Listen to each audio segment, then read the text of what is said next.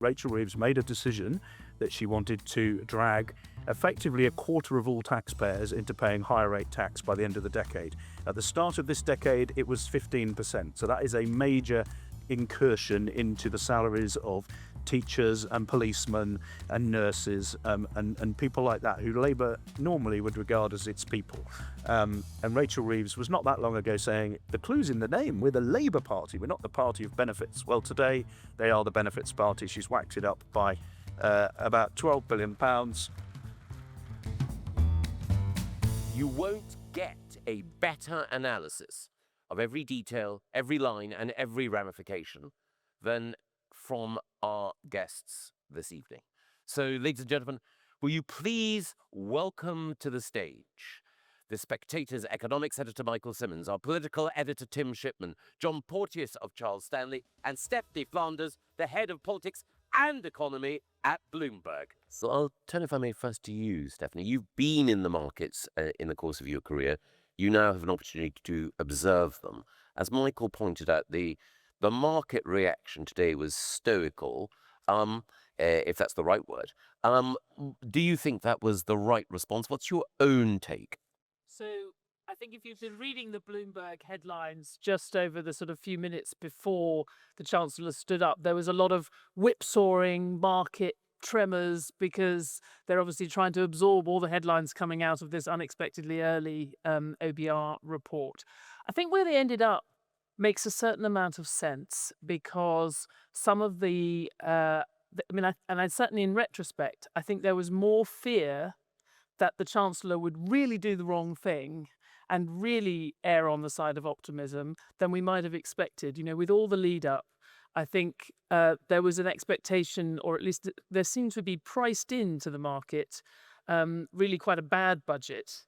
And so what we actually saw, where on the measure that many people in the markets would care most about, that headroom, the room for mistakes, the room for error, there was what they would consider to be good news. But I do feel it was a missed opportunity. I'm sure we'll talk about all the missed political opportunities and the difficult things the brave things you could have done if you were Chancellor, although they're brave things that previous Chancellors have not done either, like raising personal income tax. Hasn't happened for 50 years, the actual basic rate.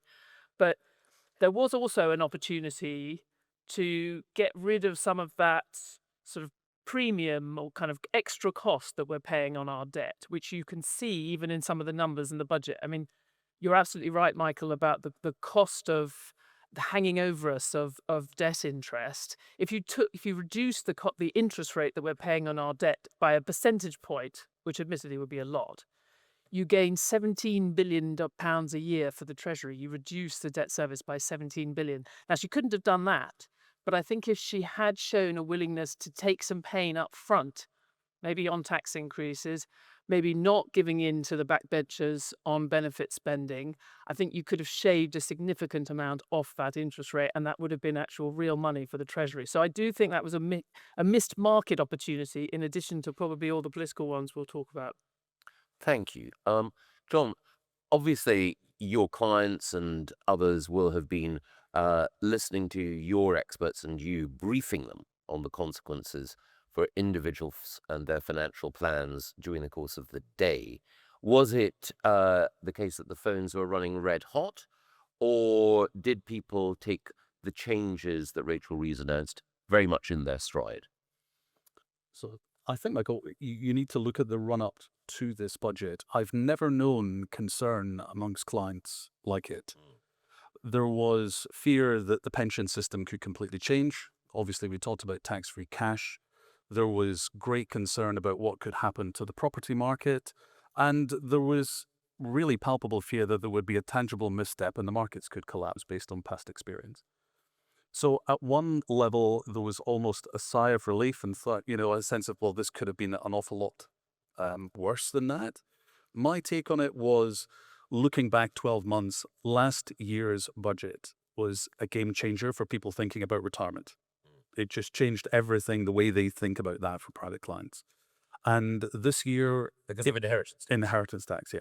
And this year further increases that burden. So when I look at it together, what it doesn't take away is the fact that people have a cost of living issue. people are being asked to pay a higher burden, and long-term savings vehicles that really underpin that we as a society want to incentivize people to use, continue to drive uncertainty rather than comfort. And there are people that remain concerned that products, pensions would be a good example, will not perform in the way and give the outcome that they hope for.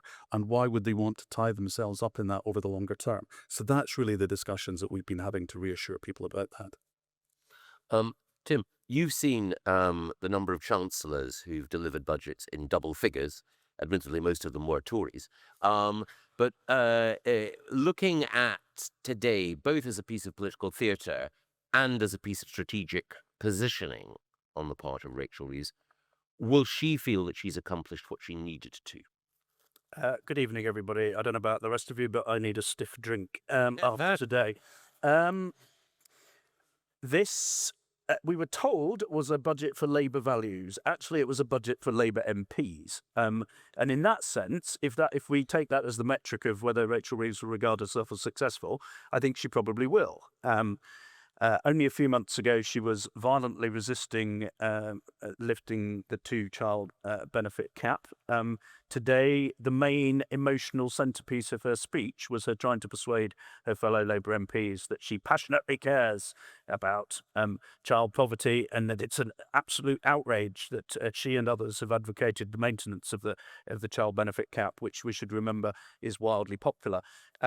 This was a budget of choices, and those were choices designed to appeal to a party that has quite credibly talked about removing the Prime Minister in the months ahead. And that really is the context of what we've seen today. In almost all of the areas where they've made a political argument, we're going for growth. Well, it's damaged growth. We're tackling the cost of living. Well, the cost of the real household disposable income is, instead of rising on average about 1%, which itself is absolutely risible, is now going to be rising at 0.25% by the end of this forecast period. So if you go back to that old adage of James Carville, Bill Clinton's main advisor, it's the economy, stupid, or Ronald Reagan's suggestion to voters, are you worse or better off than you were 4 years ago? A lot of people are going to be going into the 2029 general election unable to answer that positively, and that is a major issue for this government when it faces the electorate. But at the moment, it's facing its own backbenchers, and it will regard that as reasonably successful. There were big cheers in the chamber. But what you have to remember, almost everything we've been told about the budget in advance turned out to be fallacious. As Michael has already observed, the black hole was only about £6 billion.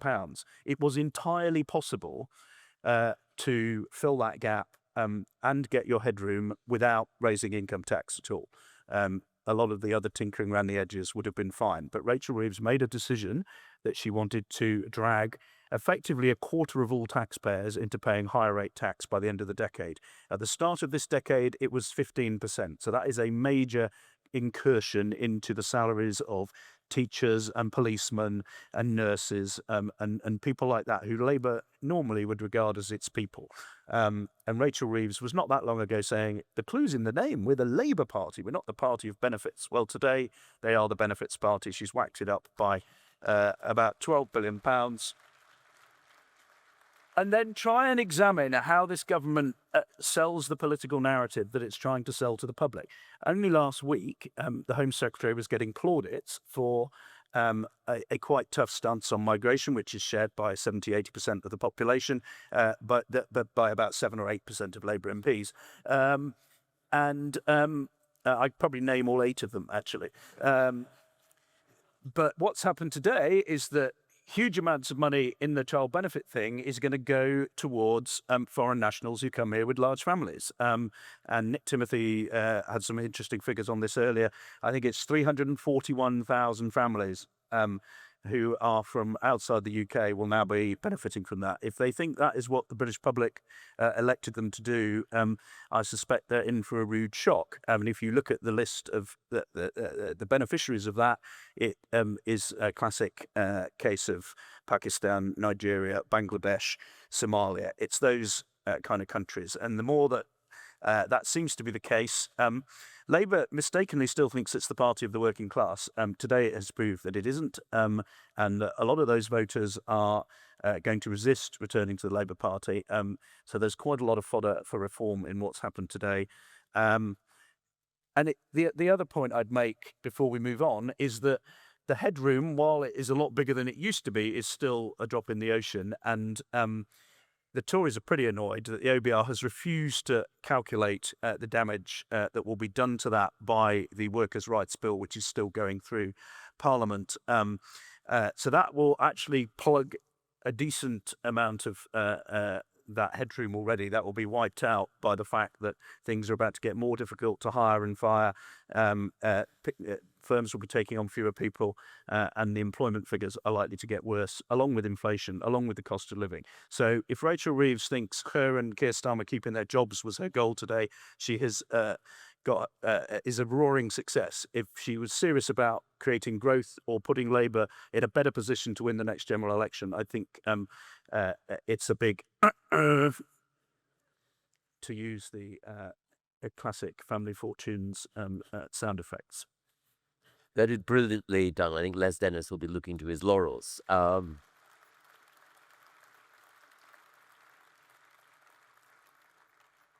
Just one additional point, Tim, which reflects an exclusive that you've broken this afternoon on the Spectator website. When the spring statement was given by Rachel Reeves, she made a significant amount of national security and signalled increased spending for defence, among other things. But today, it appears, the defence chiefs are deeply concerned that the money that's been allocated won't be enough to meet the ambitions of the Strategic Defence and Security Review. Can you say just a little bit more about what you've discovered about the rumblings within the services about the budget? Yeah, well, so the government have committed to spend 5% of defence spending by 2030 on defence, of which 3.5% will be kind of what you and I would understand as defence spending, and the rest is kind of peripheral things that you can add onto the Christmas tree if you're feeling lucky that day. But the initial figure went up to 2.6%. And that was a decent injection of cash, but everybody who's been writing about defence for the last 6 months has been pointing out that there's a lot of programmes that are behind, delayed, over budget, and the sort of day-to-day spend of the MOD has already hoovered up all that extra stuff, and they're still short, and they're worrying about cuts. Now, the Chief of the Defence Staff and the 3 chiefs of the 3 armed services meet once a week. They had that meeting yesterday afternoon. At the end of it, they kicked out all their aides and all their civil servants, and they looked each other in the eye and said, we need to act as one here. And they are penning a letter for the Secretary of State for Defence explaining that they can no longer deliver his Strategic Defence Review without more money. They can either deliver it with more cash more quickly, or they can deliver something that is denuded and will require some cuts to be made to kit and personnel. When I put this story up, most of the Ministry of Defence seemed unaware of what was happening in their own building. They got frantic and irate, and then later issued a statement that contradicted not one word of what I'd written, but said they were still trying very hard to meet their obligations. But there was not a penny of extra money for defence today. And bluntly, this looks like another thing that is going to eat into that headroom quite quickly, because Keir Starmer has made a big play of supporting Ukraine and putting Britain in a position to be a more meaningful contributor to European defence. And if all of your defence chiefs tell you that they can't do that, that's a pretty strong lobbying operation. And they're either going to have a blooming great row, or they're going to have to find some more money. The Treasury will dig in. They think the Ministry of Defence is profligate and useless. They're not necessarily wrong about that. But the people who sit atop it, of course, it's their lives that will be on the line if cuts have to be made. So that is yet another headache coming down the tracks. And I think until we wrote about it, I'm not even sure the Prime Minister was aware that it was coming down the tracks. Public service journalism. Thank you. Michael, in the graphs that you showed earlier, one of the challenges that the country faces is growth in its delivery before the election, Labour said that they wouldn't need to raise taxes, or certainly not raise the headline rates, because their policies would generate growth. And one of the challenges, of course, that Rachel Reeves has had in the run-up to this budget is that the OBR have said that productivity in the economy is lower than might have been thought.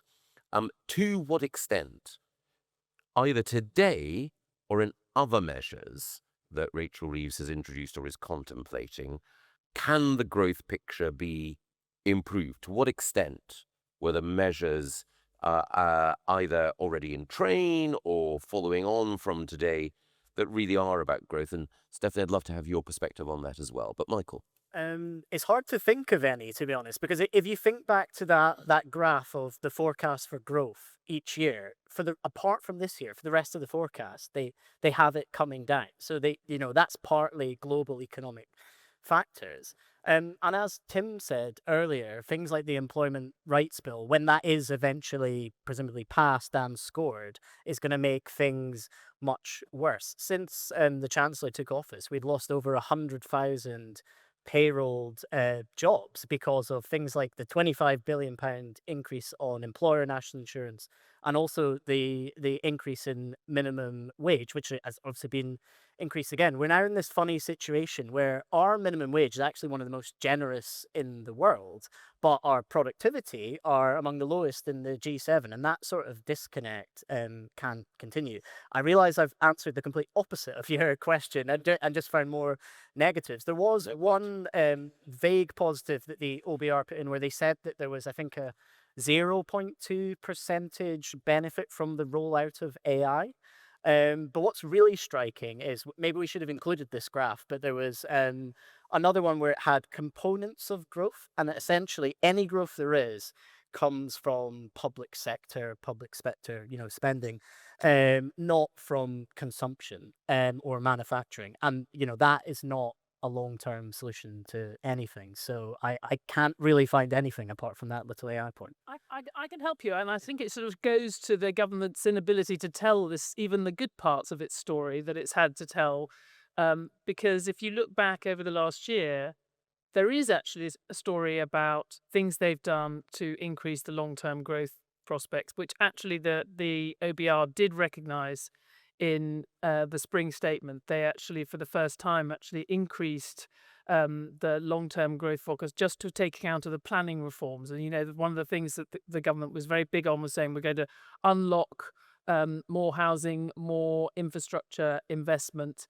And that is something that long-term will increase growth. It's certainly the housing, I'm sure Michael will throw back at me that the numbers this year have not been good, but that is something which governments for a long time should have done. And if you look over sort of ahead, one of the things they've done which has changed the projection from the last few years is our long-term average investment rate as a share of GDP is actually going to be higher, above average for the first time in years. Public investment's not falling as it was going to be doing under the previous plans, and private investment has actually been holding up pretty well. It's true that businesses have been complaining about new rules, about new taxes, but what they've actually also been doing is investing more. So I do think it's interesting that kind of positive story, and even the extension of some investment benefits for private investment, for businesses investing, were sort of swallowed up in today's budget. You would never know that they'd happened. But because of the focus on spending and on headroom, the only thing we hear about is headroom or welfare spending. And I think that's an odd choice to focus on those things. But there are some positives for growth in here. And that downgrade in growth that you keep talking about, as they very explicitly said, was about taking stock of the fact that they've been wrong all those years, and you had it in your own chart. They've been wrong for since the global financial crisis on productivity growth, and so they've finally kind of accepted that they're going to be wrong in the future. It had nothing to do with anything that the government's done. That reduction in the growth focus that you pointed to had nothing to do with the government. But doesn't that illustrate the point that even the small positives they have to are not that are in there are not drastic enough to do anything that solves that productivity issue. So they haven't avoided that downgrade. But what is the drastic thing you could do to double the growth rate in the next few years? I mean, I haven't... Build, drill, bonfire of red tape. No one thinks that happens in a year or so. I'm sorry, that's just not credible. One indication of a potential direction of travel, I think, was in a report that was published earlier this week, the government had asked John Fingleton to look at how to deliver nuclear power because as well as having, maybe it's not a separate issue, but as well as having some of the highest energy prices in the world, we're also the country that takes the longest and has to spend the most in order to build new nuclear power. And the Fingleton report outlines some ways in which we can deal with that problem.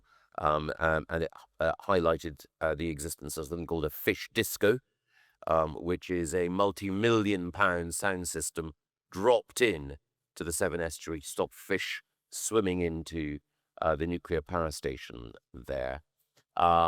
But at that point, I'm not sure I want them to be building nuclear power stations in like 6 months to push up Michael's numbers. I'd like them to take a bit of time on it. Absolutely.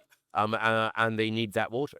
But the question, I suppose, is, do you, Stephanie, think that things like the Fingleton report, things like the indications on planning, even if they're not going to unlock growth in the next 12 months, that we are seeing a pressure that the government is exerting towards liberalising planning rules, towards getting rid of some of those regulations?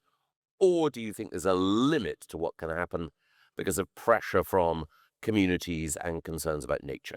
I think where you have seen, I think welfare reform is the example where there was a complete lack of willingness to sort of to hold fast against vested interests, against members of the party that didn't want to see that kind of difficult reform. And I would completely go with everyone else on the panel on that.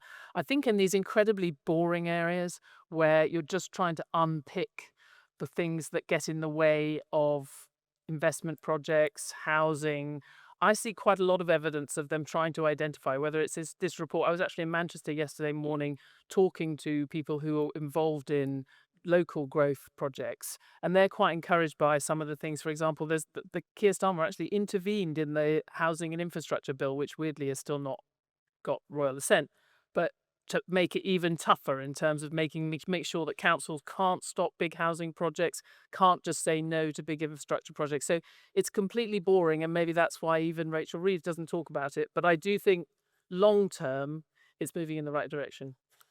The changes to taxation that Tim brought out, the significant changes to the way in which more of us are going to be caught in the higher rate tax band and thresholds are going to be frozen. What impact, John, do you think that will have on the decisions that individuals make and on the broader economy? So I think people will become much more proactive. We were talking in the office earlier that this is a budget I think will stop lazy cash. So lazy cash, it's building societies and banks. I think people will look at the potential tax implications of that and act. I think that we now see different tax wrappers being probably beneficial for income producing assets that you wouldn't want to have exposed to that. We were even talking about legacy tax wrappers like insurance company bonds coming back into consideration in terms of tax adjusted outcomes for clients. So I think that the increased tax burden here will produce a degree of proactivity.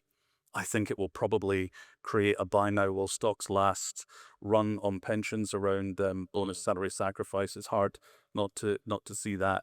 I think, as I was saying earlier, the one where I'm not entirely sure we'll get the outcome that the government is hoping for is that people that put money in cash ISAs tend to do that because they want to put money in cash ISAs, not because they want to put money in equities and just haven't done it yet.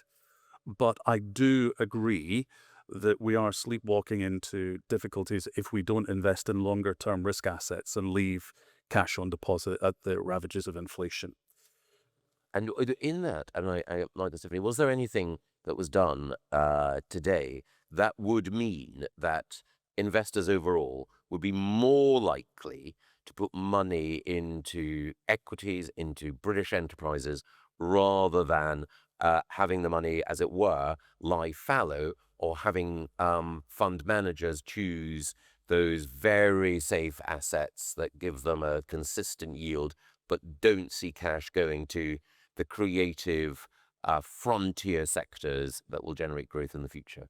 not that I was aware of. So please jump in if I missed something. But she was pretty clear that idea was junked. The idea of the Brit ISA, as you say, has gone, and they seem to be rolling back on this idea of incentivizing or forcing pension funds to invest in strategic investments. And it's just because how could you John, how could anyone as a financial advisor make a decision that they think is going to have a worse return compared to, say, American equities or emerging markets or whatever, just because it's for the good of the country? That's not how the free market operates. And I think Rachel Reeves and the Treasury have realized that was just a non-flyer, a non-starter. I think the staggering thing about all this is the argument she made. When you're Chancellor, you have your big moment, you've got your speech, you can focus, there's all stuff in the Red Book, all the details, and Stephanie's absolutely right. They have been doing some good work on planning, and it will have a medium-term benefit. I slightly doubt it gives them the political boost they need in the short term, and maybe it comes through before the election or it doesn't. But in her speech, there was absolutely nothing about boosting growth. There was absolutely nothing about encouraging investment and the animal spirits of entrepreneurs and all that. And however much that is often cant and just rhetoric, pretty well every chancellor does do that. I would not generally recommend you listen to rival podcasts, but I was listening to both Ed Balls and George Osborne on the way here this evening, both of whom who have done budgets, both of whom are highly political characters who understand the drama and theatricality of the moment and the need to tell a political story, not just through the measures that you announce, but through what you focus on in your speech. And they were both absolutely gobsmacked that she basically just completely ignored making any of those arguments and pushing for growth and saying, even if it's not quite true, you still normally see chancellors do that. And she just didn't. It was a totally sort of flaccid, lacking any kind of sort of propulsive narrative beyond just sort of placating their own party. And that's what I found most surprising today. For those of you who don't know them, George Osborne is chairman of a medium-sized museum in a different part of London, and Ed Balls is a stand-in host on Good Morning Britain, which is an ITV light entertainment and news show. But they did both used to work in politics once. It's strange what former politicians are reduced to these days. Anyway,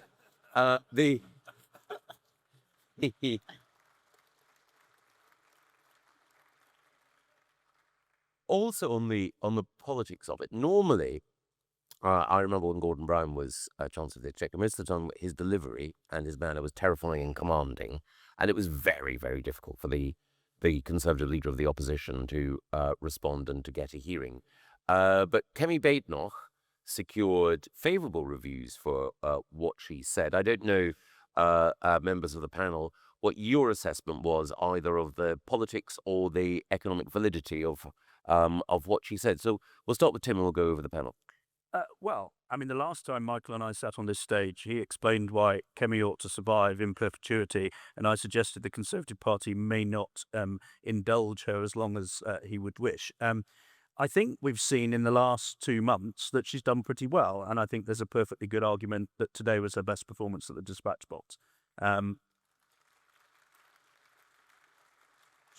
She had good arguments. She was tough. A lot of it was quite funny when she saw Keir Starmer whispering in Rachel Reeves' ear. She said, "Oh, is he mansplaining to you, dear? Do you need my help at all?" And the joy, only a woman can make that argument to another woman, but it landed pretty effectively. There were huge cheers. Someone on Twitter even suggested it was as good as Michael Gove's speech winding up Jeremy Corbyn in the no confidence debate. I wouldn't go quite that far. But it is pretty staggering how politics is shaped by a few big moments and momentum. Prior to the Conservative Party conference, the Tories won about 17%. Kemi Badenoch made a very good speech that day, got plaudits. Talk of her leadership being challenged ebbed away. Today she's done a very good job. She's been pretty decent at Prime Minister's questions in the intervening period. And the Tories are on 17% in the polls. Not a damn thing has changed, but yet everything has changed because politics is about performance and about energizing your side and making them feel confident that you are competent to deal with the big occasions. And she's done that. And I think it's now more likely that there's a leadership challenge in the Labour Party than in the Tory Party after May. Now, let us not forget the last decade, which some people have chronicled in mind-numbing detail. But it looks like the Labour government are trying to get me to write a fifth book at the moment, given how chaotic it all is. It is still possible that the Tory party loses its head after May when they lose most of their seats, as still looks relatively likely. But for the time being, Michael's protege has pulled her irons out of the fire, and they still have a bit of glow about them. So well done her. And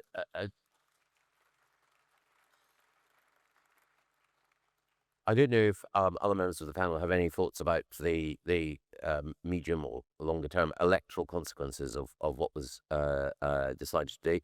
One thought that entered my head, may be complete nonsense, is that the increased levies on properties above £2 million, please correct me if I got this wrong, may not be a massive revenue raiser, but it is a revenue raiser. And of course, it will be the case that Reform and the Conservatives will be expected to get rid of them. From Labour's point of view, I'm not talking about the country's economy, but from Labour's point of view, it suits them, doesn't it, to portray the Conservatives as the party of mansion owners. But I don't know, John, are there other political aspects that you would draw attention to? Do you think that point is a fair one? So the way that we looked at today, Mm. I think there was a dozen of us in a room waiting to analyse a budget, and we were all scribbling through the detail already. Yep. So that, in reality, the start of it was reflective of the chaotic lead up to the budget. And this just felt like another moment in something that was feeling increasingly surreal. And as you can appreciate, Michael, politics is not my budget. In fact, it'd be a very career-limiting moment to take that view. But I would say that my take on it was that she gave a very positive and commanding performance at the dispatch box, more so than I think a few of us had anticipated before. Yeah. But I would also agree that what she didn't spell for investors and people in wealth management is, okay, where's the opportunity? Where's the hope? Where do we go from here? Yep. Stephanie? I thought John found a very elegant way of also referring to the fact that he wasn't paying, well, like many of us, was not paying attention when she was talking because we're trying to go through the report. I think that was one way of talking about it.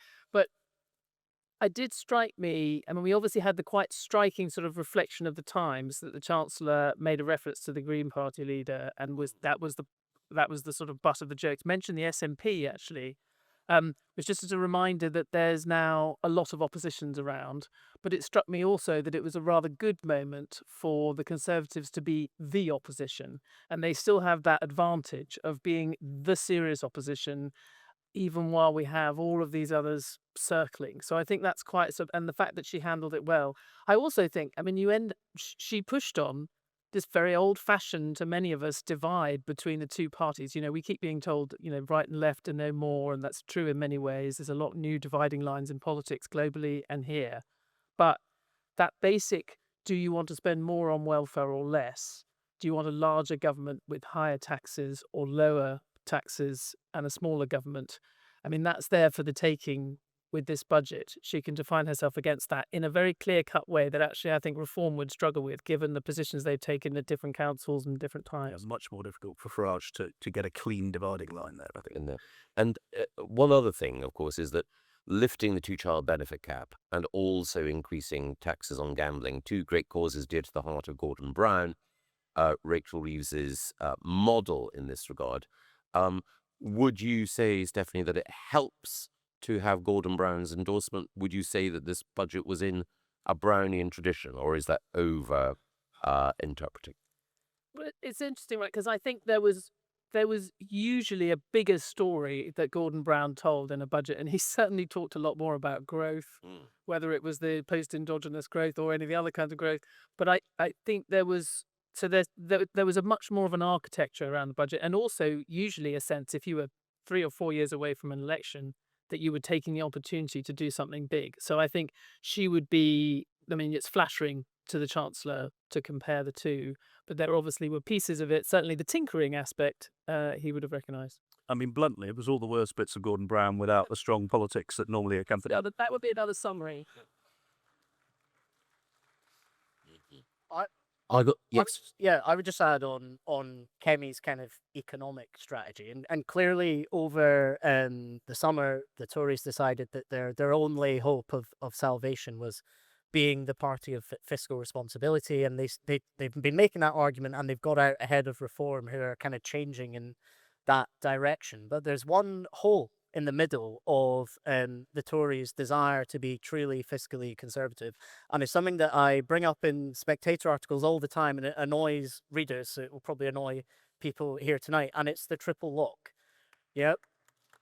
Fundamentally, if a right-left divide has gone away, we're really going to go into a generational divide, because until we tackle our demographic problem, the fact that we spend far more than any chancellor could ever hope to raise in taxes, then we're going to keep having these crisis budgets and crisis spring statements. And one of those biggest costs that's just completely unfair is the triple lock in the state pension that's costing 3 times more than it was ever meant to cost. I'll never get it. I think a lot of people in this room will never get it. The triple lock has got to go, and that's the missing part of Kemi's economics. It either has to go, or we need another pandemic sharpish, I would suggest. Yeah, we'll come to the audience in a moment for your questions, but just a quick poll. So, question 1, and the choice is this: either, thank heavens, Rachel Reeves increased taxes to get rid of the 2-child benefit cap. This is a victory at last for social justice. And then the option 2 is, why should we have to pay more tax in order to increase the welfare budget? That is option 2. So option 1, 3 cheers for Rachel Reeves. Hands up. Exactly. Option 2, how dare she? Okay. Now, my second question. In order to deal with the economic and fiscal problems we have, we're going to have to get rid of the triple lock. Pensioners, for years now, have had it too easy. Earnings, inflation, take your pick, whatever happens, you always get more money. Get rid of it now. Option 2, how dare you? I have paid into the system all my life. And considering the rate of inflation, considering the way in which government wastes money, I am going to keep my pension triply locked. Thank you very much. Okay, option 1, ditch the triple lock. Option 2, of course we need to keep it. We need dignity in old age. Well, actually, even though there were a number, I thought that I was laying a very elegant trap there. And that you would vote not to scrap the 2-child benefit cap, but then you'd be exposed as terrible fiscal NIMBYs because you'd all want your pensions. But in fact, you've proven that as a Spectator audience, you are ideologically rigorous, intellectually consistent, and morally unimpeachable.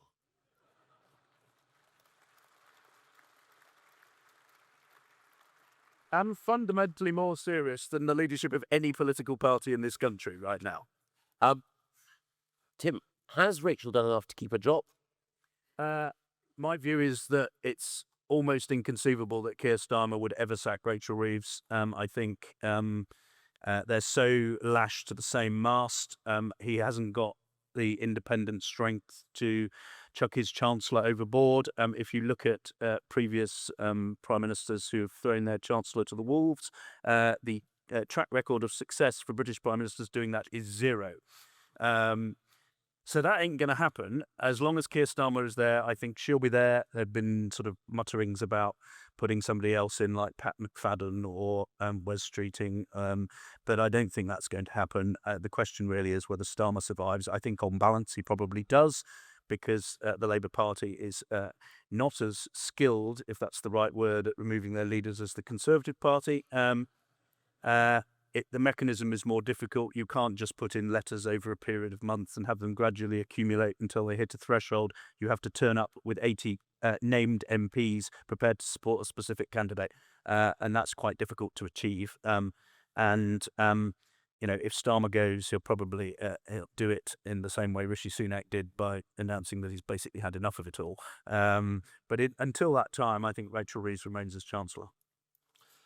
John, Charles Stanley advises people across the income spectrum, but obviously there's been a lot of focus before the budget on the super wealthy leaving the country. And again, as we mentioned earlier, there's this new mansion tax coming in. Do you think that the budget will accelerate the flight of the wealthy from this country, or actually, all things considered, while it may be painful, it won't make that much difference? I think it may be painful, but I think you can plan to a certain extent around it. We have seen some wealthy individuals leave the country, but as things stand right now, I'm not expecting that trickle to turn into flood. Stephanie, across the world at the moment, almost every elected leader, almost every finance minister is facing exceptionally tough decisions.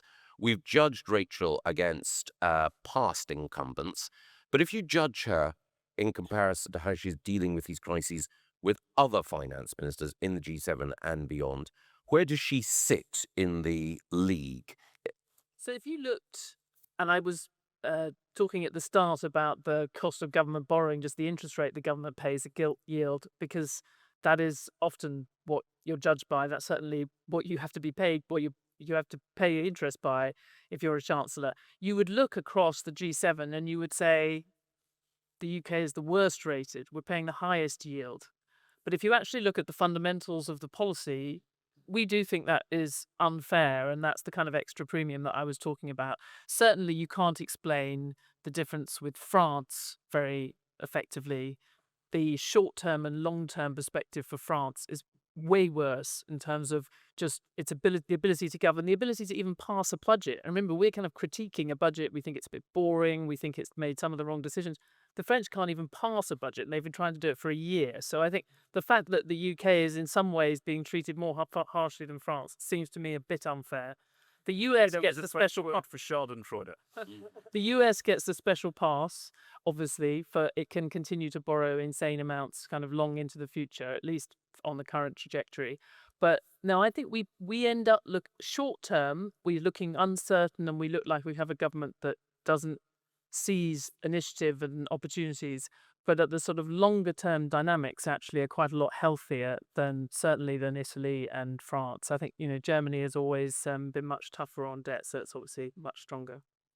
And Michael, if you were looking not just at the impact on the economy, but the impact on public services, and the impact on how the welfare system operates, what's happening in the NHS, the drive for greater efficiency, where do we stand today after this budget?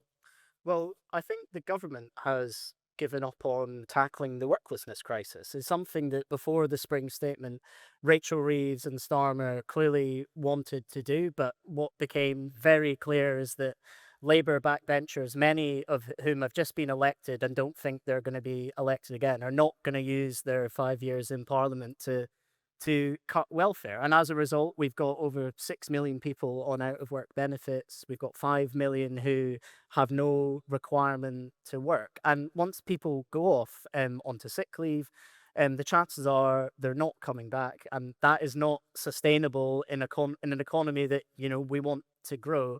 And the fact that the welfare numbers have just gone up today suggests to me that this is not the Chancellor of 10 years ago who told The Guardian that Labour was not the party for people on benefits. As Tim said earlier, that's totally changed.